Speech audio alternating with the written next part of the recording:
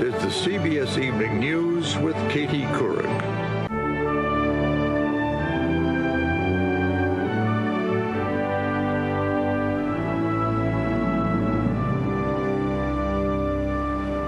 Back now from Minneapolis and the scene of the bridge collapse. Experts have been warning for years that this country's infrastructure is crumbling. But are taxpayers ready to spend the billions, maybe trillions it would take to fix all the pipelines, tunnels, and bridges? Here's Nancy Cordes.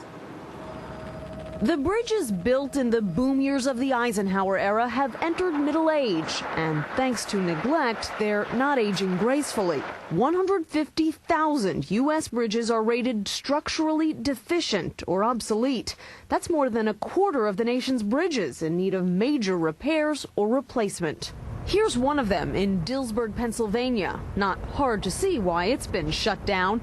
It won't get fixed for 5 years. The state transportation secretary says he has 6,000 other bridges in line for repairs. Those bridges are an average age of 50 years old. And that's about what a bridge life is in using older designs. New York's Tappan Zee Bridge is over that age limit. Engineers say the major Hudson River crossing desperately needs a $1.3 billion overhaul. It's unbelievable the amount of traffic that we experience in this country, much more than 50 years ago. Plus, what's going over them is 10, 20, 30 times heavier. And it's not just bridges. From steam pipes to the power grid to water mains, much of the nation's infrastructure has not been adequately maintained, much less modernized, experts say.